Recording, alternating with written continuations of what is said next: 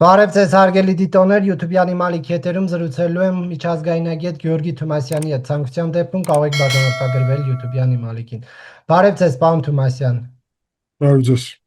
Պարոն Թումասյան, Նիկոլ Փաշինյանի այցը Ռուսաստան, հանդիպումը վարչապետի հետ եւ բարձրաձայնված հարցեր ինչպես եք մեկնաբանում, ըստ էության լուծում ստացավ ԵԱՏՄ-ում արկա խնդիրը, թե ոչ Նիկոլ Փաշինյանի այցից հետո։ Այցը գնահատում եմ դրական, համարում եմ, որ սա կարևոր քայլ էր այն լարվածությունը նվազեցնելու ուղղությամբ, որը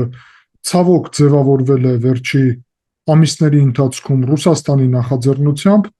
Գիտեք, ձեր եթերում նաև ես խոսել էի նրա մասին, որ Ռուսաստանում երկու բևեռ կա այս թեմայի շուրջ եւ տարբեր մոտեցումներ ունեցող։ Ես ուրախ եմ, որ ի վերջո այն բևեռը, որը գիտակցում է Հայաստանի հետ հարաբերությունների կարևորությունը, կարողացավ արձանագրել տակտիկական, մարտավարական հաջողություն այն առումով, որ այս այցը տեղի ունեցավ, այս այցի ժամանակ Հայաստանի ընտրված լեգիտիմ վարչապետին, ով էլ դա լինի, դիմավորել է Ռուսաստանը աղոհացով եւ փաստացի ելույթ ունեցավ այդտեղ եւ այլն։ Ես համոզված եմ, որ գործակալական ցանցը շատ դժգոհ էր, երբ տեսնում էր այդ կադրերը Ռուսաստանից, որովհետև իրանց նպատակը, իրանց ենթադրությունը, իրանց օրակարգը լրիվ դրա հակառակն էր, ըստ իրենց Ռուսաստանը չպետք է կանաչեր Հայաստանի ընտրությունների արդյունքները եւ լեգիտիմությունը իշխանության եւ գնար ել ավելի սրման հարաբերությունների։ Իսկ ինչ վերաբերվում է հարցերի լուծմանը, ապա վարչապետ Փաշինյանը այդտեղ էլ արձանագրեց, որ հուսով է, որ կլուծվի այն հարցերը, որը վերջի ժամանակահատվածում ստեղծվել են։ Կարծում եմ, որ այդ ուղղությամբ կլինեն քայլեր, տեսնենք արդյունքները ինչպիսին կլինեն։ Նիկոլ Փաշինյանի վերընտրությունը ինչպես ճանաչեց Ռուսաստանը, երբ որ այդ մասին որևէ խոսք չեղավ, այդ թվում նաև վարչապետի հետ դեմարդեմ հանդիպման ժամանակ, Ռուսաստանի վարչապետի հետ հանդիպման ժամանակ։ Եղավ, ինքը ասաց, որ ընտրություններից հետո սա ձեր առաջի այցն է եւ հենց Ռուսաստան փաստացի աշխատանքային այցով էր, միջև այդ նաև վարչապետը Իրանում էր գտնվում, ինչպես գիտեք, բայց դա ուրիշ բովանդակություն ունեցող այց էր։ Ուստի այդտեղ նշվել էր ընտրությունները եւ նույն Միշուստինը Ռուսաստանի Դաշնության վարչապետը հույս է հայտնել, որ ընտրությունների հետևանքով ձևավորված կառավարությունը կշարունակի իր քայլերը Ռուսաստանի հետ հարաբերությունները զարգացնելու առումով, այսինքն ակնհայտ է, որ ընտրությունների հետո կառավարության ներկայացուցչի հետ է նաև խոսում, որովհետև ակնհայտ է, որ հաջորդ վարչապետը Հայաստանի նաև լինելու է Նիկոլ Փաշինյանը, երբ նոր ազգային ժողովը հավաքվի։ Իսկ որելի չեն շնորհավորել Նիկոլ Փաշինյանին, սա որևէ նշանակություն ունի, թե ոչ։ Ընդհանուր առումով իհարկե դա բացասական է, ես չեմ բացառում, որ ապագայում նաև շնորհավորանք տեսնենք, որովհետև ինչպես ես նշեցի, այդ երկու բևեռի միջև տեղի էր ունենում այսպիսի առճակատում, մի բևեռը կոնկրետ օրակարգ ուներ, որ Ռուսաստանը չճանաչեր լեգիտիմությունը առհասարակ, մյուս բևեռը դրա դեմ էր եւ կողմնակից էր աշխատել Հայաստանի իշխանությունների հետ։ Ուստի այդտեղից է գալիս, որ սկզբնական փուլում Ռուսաստանը չէր ճանաչում, չէր որևէ ձև անդրադառնում այս հարցին, բայց հիմա մենք տեսանք Միշուստինի այս ամբողջ գործընթացի եւ այցի ժամանակ, որ Ռուսաստանը փաստացի ճանաչեց ընտրությունները։ Մյուս հարցն է, որ չի շնորհավոր է, դա մի փոքր ավելի բարձր քայլ է, քան ուղղակի ճանաչել արդյունքները։ Կարծում եմ, որ դա բացառված չէ, երբ խոսքին ուրեմն վարչապետ Փաշինյանը հանդիպի նախագահ Պուտինի հետ ապագայում, այդ ժամանակ նախագահ Պուտինը կարող է իրեն շնորհավորել, ենթադրում եմ, ես կարծում եմ դա ցանկալի կլիներ հայ-ռուսական հարաբերությունների համար, բայց ամեն դեպքում Հայաստանի ընտրությունների ճակատագիրը եւ լեգիտիմությունը չի որոշում որևէ օտարերկրյա պետության ղեկավար, այլ առաջի հերթին որոշում է հայ ժողովուրդը, որոշում է իր քվեով եւ մենք հետընտրական գործընթացներ փաստացի չտեսանք, ինչը նաեւ կարևոր փայլ էր այն առումով, որ ժողովուրդը ընդունեց եւ համարեց, որ ընտրությունների արդյունքները արդար են, զուգահեռ դրա մենք տեսանք սահմանադրական դատարանի ճանաչումը, մենք տեսնում ենք հիմա առհասարակ այդպես կոչված ընդդիմության կողմից փաստացի ընտրությունների արդյունքները ճանաչելը, որովհետև ազգային ժողով մուտք գործել է ինչպես ուժեղ Հայաստան, այդպես էլ Հայաստան դաշինքի կողմից դա լեգիտիմության ընտրությունների արդյունքների ճանաչում է, որը տեղի է ունենում ուստի եւ միջազգային հանրությունը, միջազգային կառույցները, դիտորդական առաքելությունները բոլորը ճանաչել են ընտրությունների արդյունքները, ուստի ընտրությունների լեգիտիմությունը հարց տակ չի դրված։ Ռուսաստանը ունի հնարավորություն շնորհավորի կամ չշնորհավորի, դա իր սուվերեն որոշումն է։ Պարոն Թումասյան, կապված ժողովրդի դուրս չգալու հետ Սամվել Կարապետյանն ասում է դա կլինի մի օր եւ կլինի վճռական։ Սամվել Կարապետյանը շատ բան էր ասում էր փոքրիկ խմբակ, բայց պարզվեց, որ հայ ժողովուրդը տվեց գնահատական, որ իրանք են փոքրիկ խմբակ, ասում էր, որ հաջորդ վարչապետն է, փաստացի Նիկոլ Փաշինյանն է հաջորդ վարչապետը եւ այլն։ Դուք չեք, այսինքն բացառում եք, որ ինչ որ փուլում ժողովուրդը դուրս կգա փողոց։ Տեսեք, Նիկոլ Փաշինյանը նաև դրա մասին խոսել է եւ առհասարակ պետք է հասկանանք, որ ժողովուրդը կարող է դուրս գալ փողոց երբ ուզի։ Եվ ոչ թե որևէ մեկի կոչով, այլ որևէ մեկի նպատակով, որևէ մեկի համար, այլ առհասարակ։ Դա կախված է նրանից, եթե իշխանությունները որևէ սխալ թույլ տան այն մասշտաբի, որ դա ստեպի ժողովրդին դուրս գալ փողոց։ Եթե մենք խոսում ենք կոնկրետ ուժեղ Հայաստանի աջակիցների փողոց դուրս գալ, ապա դա պետք է տեղի ունենար ընտրությունների հաջորդ օրը կամ Հայաստան դաշինքի։ Եթե խոսում ենք հայ ժողովրդի եւ Հայաստանի քաղաքացիների մասին, ապա երբ քաղաքացիները անհրաժեշտ համարեն կդուրս գան, Հայաստանում օրենսդրությունը ազատ է այն առումով, որ ցույցեր կազմակերպելը բավականին հեշտ է։ Նիկոլ Փաշինյանը շատ անգամ ասել է, եթե ժողովուրդը համարում է, որ դեմ է իմ քաղաքականությանը, թող դուրս գան փողոց եւ հեղափոխություն անեն։ Ուստի երբ ժողովուրդը համարի, որ անհրաժեշտություն կա, կդուրս գան, ես կասկածում եմ եւ չեմ կարծում, որ դա տեղի կունենա Սամվել Կարապետյանին իշխանություն բերելու նպատակով։ Պարոն Թումասյան, շարունակելով Փաշինյանի Ռուսաստան այցի թեման, Նիկոլ Փաշինյանը, որ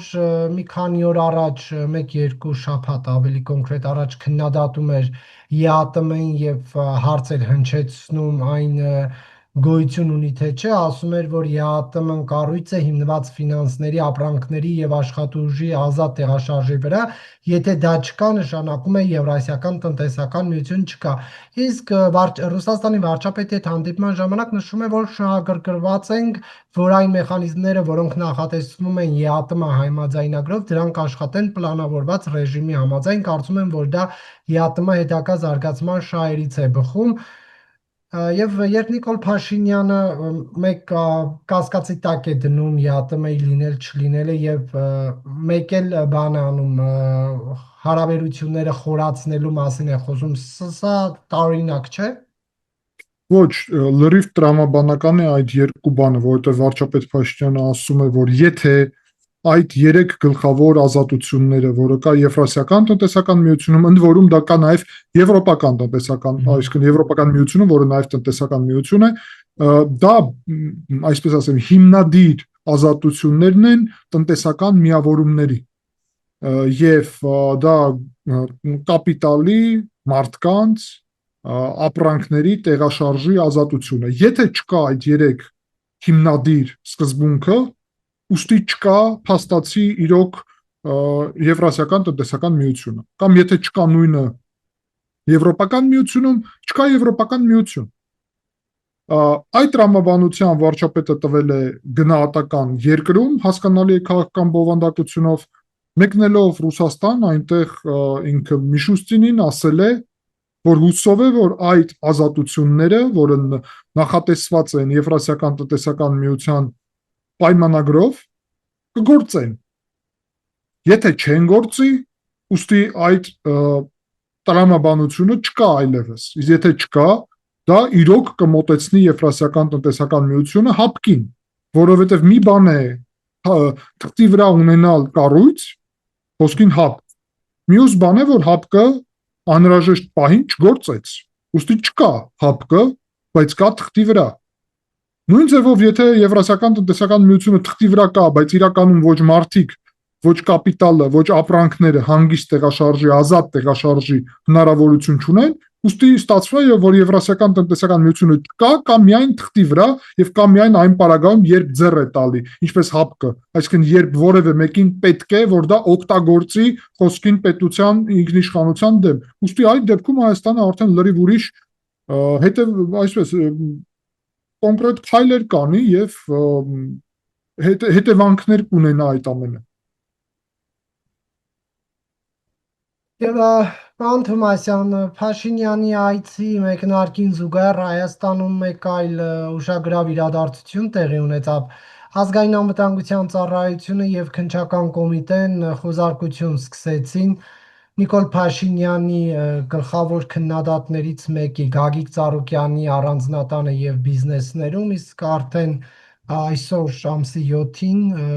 կառլանավորվեց Ծառուկյանը 2 ամսով։ Դուք կապ տեսնում եք այցի եւ իրավաբանների այս գործողությունների միջև, թե ոչ սա Ռուսաստանին ուղղված ինչ-որ մեսիջ է, թե չէ։ Ոչ, ես չեմ կարծում, որ սա Ռուսաստանի հետ որևէ կապ ունի։ Ես ձեր եթերում եմ ասել եւ ուրիշ նաեւ եթերներում, որ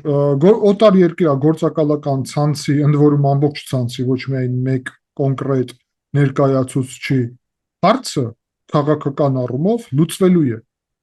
Միակ հարցը այդտեղ իրականում այն է, դա տեղի կունենա Ռուսաստանի հետ առճակատման ֆոնին, թե Ռուսաստանի հետ հարաբերությունների կայունացման եւ հետագա զարգացման ֆոնին։ Այս պայդրությամբ մենք տեսնում ենք, որ քայլերը, ընդ որում Գագիկ Ծառուկյանի ուղղությամբ ձերբակալումը, Ռոբերտ Քոչարյանի ուղղությամբ երկիրը լքելը, սահմանափակելը, Կտրիչ Ներսյանի ուղղությամբ երկիրը լքելը, սահմանափակելը, Սամվել Կարապետյանի ուղղությամբ տնային կալանքը, այդ ամենը այդ տրամաբանության եւ այդ ուրեմն ռազմավարության բնական մաս են։ Եվ զուգահեռ դրա ես ուրախությամբ արձանագրում եմ, որ Ռուսաստանի հետ ոչ միայն հավելյալ լարվածություն չկա, այլ հակառակը լարվածությունը նվազում է։ Ուստի դա երկու այն կարևոր ռազմավարական նպատակներն են, որը մենք ընտրությունների արդյունքում ձևավորել ենք, ասեմ շատ ուղիղ, ընտրությունների արդյունքում կար մի քանի պետական ռազմավարական նպատակ։ Ամրապնդել ուրեմն հաղթել ընտրություններում նկատի ունեմ կոնկրետ ինքնիշխան Հայաստանի հաղթանակը նկատի ունեմ, այլ ոչ թե որևէ մեկ կուսակցության, այսինքն որ մենք շարունակեինք այն տրամաբանությունը, որում կանք եւ ինքնիշխանությունը պահպանեինք, դա ընտրությունների լեգիտիմությունն էր, որը շատ կարևոր էր, որ ճանաչվեր եւ ներքաղաքական լեգիտիմությունը, միջազգային լեգիտիմությունը, այդ ամենը ապահովված է։ Գործակալական ցանցի քաղաքական իմաստով ոչնչացում, Ռուսաստանի հետ հարաբերությունների կայունացում, Եվրոպական միության հետ հավելյալ տնտեսական կապեր այն նպատակով, որ նվազի սպառնալիքները տնտեսական եւ այլն, եւ զուգահեռ դրա իհարկե թրիփի գործընթացների զարգացում, Թուրքիայի եւ Ադրբեջանի հետ հարաբերությունների կայունացում, այսինքն մենք բոլոր այս ռազմավարական նպատակների ուղղությունով հիմա արձանագրում ենք հաջողություն, ընդ որում գործակալական ցանցի ուղղությամբ քայլերը դրա անխուսափելի մաս են։ Ես գնահատում եմ դա շատ դրական, կարևոր եւ դա անհրաժեշտություն է։ Դուք ինչպես եք այս իրադարձությունները ամեն դեպքում Ծառուկյանի շուրջ տեղի ունեցող գնահատում։ Դրական եմ գնահատում, համարում եմ, որ դա շատ կարևոր է, որովհետեւ մենք Հայաստանում ունենք իրավիճակ, երբ քաղաքական այդպես կոչված ընդդիմադիր դաշտը զբաղեցրած է օտարերկրյա գործակալական ցանցի քրեա օլիգարխիկ համակարգի ներկայացուցիչների կողմից, որոնք իրականում ներկայացված են, ես չէի ասի, որ եռագլուխ է, ավելի շատ է, առնվազն երկու նախկին նախագահի կողմից, Ռոբերտ Քոչարյանի եւ Սերժ Սարգսյան, առնվազն երկու օլիգարխի կողմից, Սամվել Կարապետյան եւ Գագիկ Ծառուկյան եւ մեկ իբրև հոգևորական Կտրիչ Ներսիսյանի եւ իր այդտեղ նաեւ փոքրիկ խմբակի կողմից, այսինքն մենք ունենք այս օտարերկրյա գործակալական օլիգարխիկ ցանցը, որը անպայման որը պետք է քաղաքական առումով որի հարցը պետք է լուծվի այն նպատակով, որ նաև առաջերտին ինքնիշխանությունը ամրապնդվի եւ նաև Հայաստանում ի վերջո պետք է նորմալ ընդդիմություն սկսի ձևավորվել, իսկ դրա համար պետք է, այսպես ասեմ, օտարերկրագործակալական ցանցը լքի ընդդիմությունը, ինչպես այսպեսին։ Դուք սա չեք համարում քաղաքական նպատակահարմարություններից ելնելով գործընթաց, որովհետև օրինակ հիմա իրավապահների կողմից Ծառուկյանին առաջադրվել է մի մեղադրանք, որը առնչվում է իր առանձնատան հարևանությամբ առկա կենդանաբանական այգուն, կենդանիների պահման պայմաններին, ինչպես նաև իր տան այդ կենդանիների մասունքներին, որոնք Ծառուկյանը խոստովանում էր, որ ինքն անձամբ է որսացել եւ բերել փակցրել իր տան պատերին։ Հայտնի էր ավելի վաղ, օրինակ 2024 թվականին մի մեծ տեսանյութ տարածվեց հայտնի բլոգեր Արուս Կավկազի կողմից, որտեղ այդ ամեն ինչը նկարագրված էր, բայց իրավապահները վարույթ հարուցեցին եւ 2 տարուց ավելի է ոչ մի բան չկար, գործընթաց չկար, պարբերաբար հետաքրքրվում էի, ասում էին, որ նոր զարգացումներ չկան եւ հանկարծ այս ֆոնին, որ Փաշինյան-Ծառուկյան հարաբերությունները լարվում են, նոր իրավապահները հիշում են այդ խնդրի մասին ու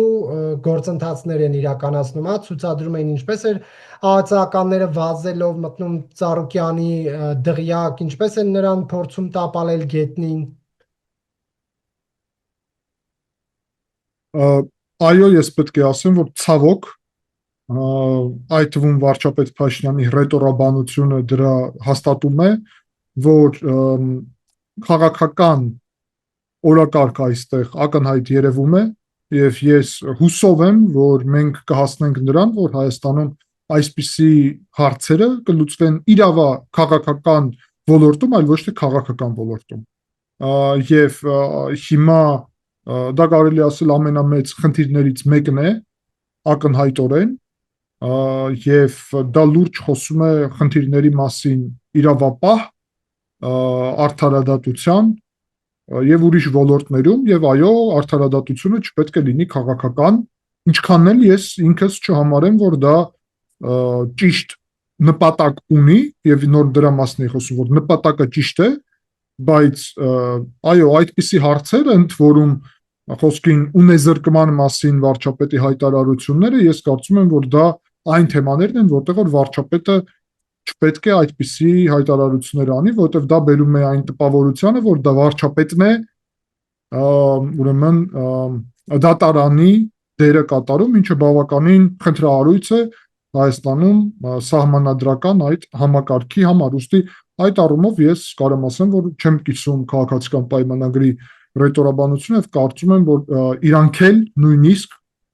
համամիտ կլինեն, որովհետեւ իրավական ժողովրդավարական պետությունում դա շատ կարևոր է հիմա ինչ մասին մենք խոսում ենք։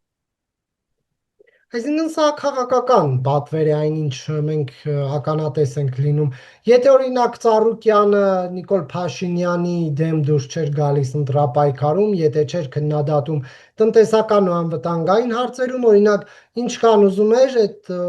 արյուծ, վագր, եղնիկ, եղջեր ու կոկորդիլոս պահեր կամ սատկացներ փակցներ պատերին, դա չէր հուզելու Հայաստանի իրավապահ համակարգին։ Միակ խնդիրն այն է, որ նա համարձակվել է քննադատել Փաշինյանին։ Ոչ։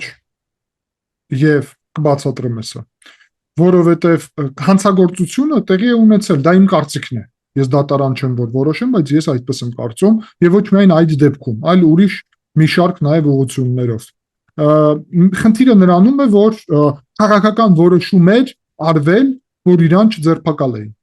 Քաղաքական որոշումներ արվել, որ իր դեմ գործը առաջ չգնար, որովհետև կար օտարերկրյա պետության ճնշում Ռուսաստանի, իր ուղղությամբ, նաև Ռոբերտ Քոչարյանի ուղղությամբ, որին անձամբ Վլադիմիր Պուտինի նախաձեռնությամբ փաստացի ազատեցին բանտից, նույնը կա Կտրիչ Ներսյանի ուղղությամբ, մենք այդ ամենը տեսնում ենք, Սամվել Կարապետյանի ուղղությամբ, այդ ամենը տեսնում եք, այդ ամենը ֆիքսված է, դուք էլ շատ լավ տեղյակ եք, հայտարարությունները սկսած նախագահականից Ռուսաստանից, արտաքին գործերի նախարարությունից եւ այլն։ Քաղաքական որոշում է արվել, որ իրավական այդ գործընթացները, որը պետքա վաղուց արվի,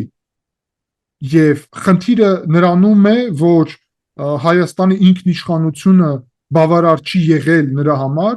որ սա արվեր տարիներ առաջ։ Եվ ես այո տեսնում եմ այստեղ խնդիր, որ ապագայում Հայաստանը պետք է հասնի այնպիսի իրավիճակի, ինքնիշխանության կլինի սա, թե արդարադատության, որտեղ որ որևէ ուրիշ պետություն չի կարող սահմանափակել դա եւ ուստի քաղաքական իշխանությունը չի կարող քաղաքական որոշում կայացնել, որ չհետապնդի որևէ մեկին, որովհետեւ դա կարաստեղծի միջազգային լարվածություն։ Այս պայդրությամբ հաշվի առնելով, որ Հայաստանի ինքնիշխանությունը, տնտեսական դիվերսիֆիկացումը աճել է լրիվ ուրիշ մակարդակի, Հայաստանը արդեն իրան թույլ է տալի դա, եւ դա է ստացվում, որ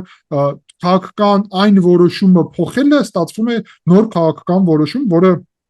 ես մի քիչ առաջ մեկնաբանեցի, որ ես չեմ կարող համարեմ դրական։ Ով է Ռուսաստանը թույլ չէր տալիս, հա, ձեր ասածն այն է, որ Ռուսաստանը թույլ չէր տալիս գործերը շարունակվեն։ Իհարկե, ես բացատրեցի օրինակներով Ռոբերտ Քոչարյանի ուղղությամբ, գիտեք, որ բանտում էր իր ժամանակ եւ բանտից ազատելու ուղղությամբ անձամբ Վլադիմիր Պուտինն էր, քայլեր ձեռնարկել, նաեւ այցել է Իրան եւ հայտարարություններ արել եւ այլն։ Սամվել Կարապետյանի առումով դուք գիտեք, Վլադիմիր Պուտինը անձամբ Նիկոլ Փաշինյանին Սամվել Կարապետյանի մասին էր խոսում, որ թույլ տային ընտրություններում մասնակցեր, ուստի եթե նույն կենտրոնական ընտրական հանձնաժողովը, որը կարող էր սահմանափակել Կարապետյանի մասնակցություն ընտրությունում, սահմանափակել, ապա դա էլ կստեղծեր խնդիր Ռուսաստանի հետ։ Ես կարծում եմ, որ զուտ իրավական առումով կենտրոնական ընտրական հանձնաժողովը թույլ չպետք է տար ուժեղ Հայաստանին մասնակցել, բայց Հայաստանը ցավոք այդքան ինքնիշխանություն չի ունեցել եւ չունի դեռ, որ կարողանա լիարժեք 100%-ով ինքնիշխան որոշումներ կայացնել։ Նույնը վերաբերվում է Կտրիչ Ներսյանին, որի ուղղությամբ Մոսկվան բազմաթիվ հայտարարություններ է արել, նույնը վերաբերվում է Գագիկ Ծառուկյանին նաև, այսինքն ամբողջ այդ գործակալական ցանց, որ նշում եմ, բոլորի առումով կա օտար երկրյա արտաքին ճնշում Հայաստանի պետության վրա։ Եվ հիմա ինչ փոխվեց, որ այս իշխանություններն այլևս այդ Ռուսաստանի ենթադրյալ ճնշումներից չեն վախենում։ Դե այդ հարցի վրա կարծում եմ պատասխանը դուք էլ եւ հանրությունն էլ գիտի, որովհետեւ մենք վերջի մի քանի տարին է խոսում ենք հենց դրա մասին, որ Ղարաբաղյան հակամարտության ավարտը բերեց Հայաստանին եւ դրան զուգահեռ Հայաստանի տնտեսության դիվերսիֆիկացումը, արտաքին քաղաքականության բալանսավորումը, նոր քաղաքականությունը բալանսավորված եւ բալանսավորման զուգահեռ դրա Հայաստանի ուրեմն խորացող հարաբերությունները Ամերիկայի հետ, Եվրոպական միության հետ բերեց նրան, որ Հայաստանը դառել է շատ ավելի ինքնիշխան պետություն, պետական կառույցները ել ավելի զարգացել են, օտարերկրյա գործակալական կամ հատուկ ծառայությունների ազդեցությունը Հայաստանի համակարգի, պետական կառավարման համակարգի կամ հատուկ ծառայությունների վրա կտրուկ նվազել են, Հայաստանում ձևավորվել է խոսքին առաջի անգամ պատմությունում կարևորագույն անկախ հատուկ ծառայություն, ինչպիսին է արտաքին հետախուզության ծառայությունը եւ այլն, եւ շատ օրինակներ, ընդ որում դրան ավելացել է նաեւ նոր մանդատը, որը ստացավ քաղաքացիական պայմանագիրը հունիսի 7-ի ընտրություններում, ուստի մենք գիտենք իրավիճակը մոտավորապես մոտակա 5 տարվա համար եւ մանդատը, որը գոյություն ունի, ընդ որում դա նաեւ ներառում է ինքնիշխան Հայաստանի հենց մանդատը, այսինքն այդ ամենը փոխվել է, որը այո հնարավորություն է տալիս Հայաստանին ել ավելի սուբյեկտ լինել, բայց լիարժեք ինքնիշխանություն նույնիսկ կարող եմ ասել, որ մենք դեռ դրան չենք հասել։ Այսինքն հիմա Նիկոլ Փաշինյանի հայտարարությունների ժանրով պետք է նաև ականատես լինենք նույն գործընթացները Քոչարյանի տանը, Սամվել Կարապետյանի տանը, չնայած որ Սամվել Կարապետյանը հիմա էլ կալանքի տակ է գտնվում։ Սամվել Կարապետյանի ուղղությամբ դե հասկանալի է, իսկ Ռոբերտ Քոչարյանի հաշվի առնելով, որ իրան Հայաստանը լքել հնարավորություն չտվեցին, բնական է, որ տրամաբանական է, որ կա քրեական գործ, վարույթ, որով իրան սահմանափակվել է լքել երկիրը, կարծում եմ մենք պետք է ակնկալենք որևէ այդ ուղղությամբ նորություններ, եւ այո, ցավոք դա վաղուց պետք է տեղի ունենար, հենց այդ է հարցը, որ ցավոք Հայաստանի վրա այնպիսի ճնշումներ կան, որ այդ ամենը սահմանափակվում է եւ ձգձգվում է։ Անթումասյան, դուք խոսում եք ինչ որ արտաքին ճնշումներից ազատվելու մասին, ազդեցության թուլացման կամ վերացման մասին, բայց չեք կարծում, որ Հայաստանը նոր վտանգավոր իրավիճակ է թևակողում, որ իրավապահ համակարգը, ինչպես նախկինում էր, նախկին իշխանությունների ժամանակ էր, հիմա էլ էլի սպասում է վիզը ծուռ նայում է կառավարության շենքին, թե ինդեղից ինչ հրահանգ կլինի, ինչ հայտարարություն կլինի, ըստ այդմ գործեն։ Եթե ինչ որ Ծառուկյանի, Քոչարյանի, մյուսի, այն մյուսի Հայաստանի Հանրապետության ցանկացած քաղաքացու հետ կապված կա խնդիր, իրավապահ համակարգը պետք է անկաշկանդ գործի, չէ՞, բայց հիմա մենք էլի վերադառնում ենք կամ գուցե չենք էլ հեռացել նախորդ բանից, ձևաչափից, թե ինչպես Զանգովի արդարադատություններից, հա, հիմա էլի այդ նույն գծի մեջ է Հայաստանը։ Ես այս հարցազրույցի ընթացքում մի քանի անգամ դա հաստատեցի եւ այո, ասում եմ, այո, դա կարևորագույն խնդիր է, որը պետք է լուծվի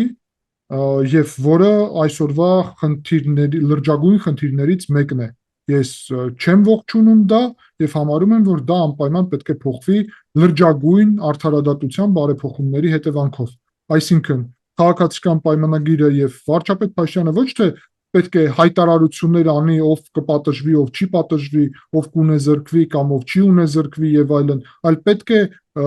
վաղուց կազմակերպեին արդարադատության համակարգի բարեփոխում, որը կբերեր նրան, որ Հայաստանում այդ որոշումները կկայացներ անկախ իրավական համակարգը, դատարանը,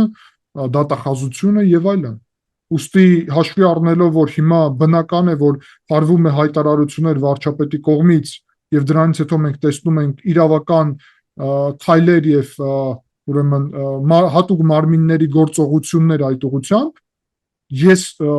դա ասեմ թե չասեմ, բնական է, որ բնակչության տպավորությունը մնում է, որ այդ երկու գործընթացը փոխկապակցված են եւ պետության օրակարգը պետք է լինի, նպատակը նաեւ, որ որևէ դեպքում այդ երկու բովանդակությունը, քաղաքականը եւ իրավականը փոխկապակցված չլինեն, որովհետեւ քաղաքական իշխանությունների որոշելունը չպետք է լինի, իրավական գործընթացները իրավական համակարգի, այսինքն արդարադատության համակարգի։ Եվ ինչ ակնկալենք, արդյոք օրինակ թեկուզ Ծառուկյանն մյուսը մի քանի ամսով կկալանավորվեն, հետո գործը կգնա դատարան եւ հետո ինչ որ վաղեմության ժամկետի հիմքով կջրվեն, կգնան, այսինքն ամեն դեպքում իշխանությունները իրենց խոստումներին հետևողական կլինեն, որ բոլոր մեղավորները, իհարկե բոլորի անմեղության կանխավարկածը պահելով, քանի դեռ չկա դատարանի որոշում, բայց իշխանություններն իրենց խոստմանը տեր կլինեն, թե մենք 8 տարվա ընթացքում անընդհատ կլսենք, որ չեն բլստալու, պատասխան են տալու, կոպեկ առ կոպեկ հետ են տալու, բայց արդյունքում գրեթե ոչինչ չկատարվող արդյունք ունենանք։ Գիտեք, ես պետք է կոնկրետ ասեմ, որ իմ պատկերացումով ես արդեն դա ասեցի, որ մենք գործ ունենք օտարերկրյա գործակալական ցանցի եւ քրեա օլիգարխիկ համակարգի հետ։ Բայց իրանց հարցը պետք է լուծվի ոչ թե քաղաքական համատեքստում։ Եթե քաղաքական համատեքստում, ապա ես հորդորում եմ քաղաքացիական պայմանագրին ազգային ժողովում նիստ կազմակերպել եւ բանաձև ընդունել, որով գնահատական կտան այդ համակարգին եւ նախորդ իշխանություններին, քաղաքական, եթե իրանք դա են ուզում անել։ Եթե ոչ, ապա քաղաքացիական պայմանագիրը վաղուց պետք է բարեփոխումներ կազմակերպեր իրավական համակարգի, դատախազության համակարգի, ինչպես նաեւ դատական համակարգի ընդհանուր առումով, որովհետեւ հիմա այն հարցը, որը դուք ինձ տալիս եք, ես դրանից բարդ է պատասխանել, որովհետեւ վարչապետ Փաշինյանը ինքը ասում է, որ դատական համակարգում այսօր արդարություն չկա։ Ուստի դա ինչ է նշանակում, որ ինչպես պետք է այդ համակարգը որոշումներ կայացնի, ճնշումներ, եթե իրանք կառավարվել են նախորդ իշխանությունների կողմից եւ արդարադատություն այդտեղ չկա, ազատ դատական համակարգ չկա, ապա ստացվում է պետք է ճնշումներ տեղի ունենան գործող իշխանության կողմից, որ իրանք արդար որոշում կայացնեն։ Թե եթե ճնշումներ չլինի, այնպես արդար որոշում կկայացնեն։ Երկու դեպքում էլ խնդրահարույց է, որովհետեւ եթե իրանք արդար որոշում չկայացնեն, դա խնդիր է, եթե իշխանությունների ճնշման հետևանքով արդար որոշում կայացնենք խոսքին, դա էլ է մեծ խնդիր։ Ուստի քաղաքացիական պայմանագիրը չի կատարել իր կարևորագույն առաքելություններից մեկը ձևավորել անկախ դատական համակարգ երկրում։ Հիմա վարչապետը խոսում է նրա մասին, որ դա բարդ է, դա պետք է արվի եւ դա կանեն։ Հուսով եմ դա կանեն, հորդորում եմ իրենց, ինչքան կարելի ավելի շուտ անեն եւ նրա փոխարեն որ քաղաքական հայտարարություններ անեն այս թեմայի շուրջ, թե ով ինչ պատասխանատվության պետք է ենթարկվի, շատ ավելի լավ կլիներ, որ գլխավոր ուղղություններից մեկը իշխանության եւ վարչապետի այս փուլում լինեին հենց դատական համակարգի լայնածավալ բարեփոխումների կոնկրետ օրակարգ, որը կտա հնարավորություն նրա, որ բոլորը հավատան եւ բոլորը համոզվեն, որ Հայաստանում այլևս քաղաքական որոշումներ, ընդ որում որոշումը կարող լինի արդար կամ ոչ արդար, բայց հարցը նույնիսկ դրանում չի։ Քաղաքական որոշումներ չպետք է կայացվեն, երբ խոսք է գնում արդարադատության մասին եւ դատական համակարգի մասին։ Եվ պարոն Թումանյան, դուք անտա ձեր խոսքում ասում եք գործ ունենք օտար երկրյա գործակալների հետ, բայց Ծառուկյանին առաջադրված մեղադրանքը լրիվ այլ բանի մասին է։ Տնտեսական չարաշահումներ եւ կենդանիների հետ վատ վերաբերմունք, բառացի ասած։ Հենց խնդիրը դրանում է, որ ես դա իմ քաղաքական գնահատականն է, բայց ես չեմ կարող անձամբ այդ թեմայով ձեզ ներկայացնեմ փաստեր, որովհետև փաստերը ես կամ քաղաքական փաստեր ներկայացնեմ։ Փաստերը ներկայացնողը ազգային անվտանգության ծառայությունն է։ Ես հուսով եմ, որ իրանք այդ քայլին կդիմեն։ Ընդ որում ես կարող եմ այդ գնահատականը տամ, բայց եթե այդ գնահատականը տալիս է իշխող ուժը, վարչապետ Փաշինյանը, իրանք տվել են այդ գնահատականները, ապա այդտեղ լրիվ ուրիշ հարց է առաջանում, որտեղ իրանք ունեն հնարավորություն դա կամ ապացուցեն, կամ հերքեն։ Ազգային անվտանգության ծառայությունը ենթարկվում է վարչապետին, ուստի իրանք կարող են պարզել, այո, եւ ապացուցել, ինչպես խոսքին Կտրիչ Ներսյանի եղբոր դեպքում ապացույց ներկայացրեց ազգային անվտանգության ծառայությունը, այդպես էլ այստեղ կամ ուրիշ դեպքերում ապացույցներով, որ լինի ներկայացված։ Եթե իմ որոշելունը լիներ, այո, ես հենց այդպիսի հրաման կտայի անվտանգության ծառայությանը, որ պարզեն ապացույցներով։ Եթե պարզվում է, որ գործակալ է, ուստի դա հայտարարվում է եւ պատասխանատվություն է կրում դրա համար, եթե պարզվում է, որ ոչ, կամ էլ նույն իշխող ուժը չպետք է այդ բառապաշարը օգտագործի, դա շատ պարզ ակնհայտ է։ Եվ եթե իշխող ուժը ունի այդ տվյալները, բայց իրանց սահմանափակում է այդ առումով, որովհետև մենք ինքնիշխանությունը լիարժեք դեռ չունենք, ինչը ես ենթադրում եմ, որ հենց այդպես է, ապա շատ կարևոր է, որ ինչքան կարելի ավելի շուտ մենք ինքնիշխանությունը այդքան ամրապնդենք, որ որևէ սահմանափակումներ Հայաստանը չունենա, որևէ իրավական գնահատականներ տալու, նայելով արտաքին իրավիճակին եւ համարելով, որ դա կարա բերի ճնշումների, դա կարող է այդպես լինել, որովհետեւ այո, մենք Ռուսաստանում ունենք 1.5 միլիոն, 2 միլիոն մոտավորապես հայ եւ իրանց կյանքին եւ առողջությանը կարա սպառնալիք լինի այն դեպքում, եթե փաստացի, եթե մենք բացահայտ սկսենք այդ գործակալական ցանցի ուղղությամբ քայլեր, ուստի ես ասում եմ, որ մենք շարժվում ենք եւ պետք է շարժվենք Ռուսաստանի հետ նոր էջից հարաբերությունները ձևավորելուն, որը պետք է բացառի գործակալական ցանցի գոյությունը եւ Ռուսաստանն էլ պետք է պատրաստ լինի ընդունի այն փաստը, որ գործակալական ցանցի գոյությունը ավարտվում է, զուգահեռ դրա մենք պետք է ունենանք նոր առանձին բավական դրական եւ հետաքրքիր օրակարգ հայ-ռուսական հարաբերությունները զարգացնելու նպատակով, դա կարա լինի կոնկրետ այլընտրանք այս գործընթացին, այսինքն ուզում եմ ասեմ, որ սա միայն ներքին գործ չէ իրոք, այլ սա ներքին գործ եւ արտաքին քաղաքական լրջագույն բաղադրիչ ունեցող գործընթաց է։ Շնորհակալություն, պարոն Թումանյան, հարցազրույցի համար։ Ես էլ եմ շնորհակալ։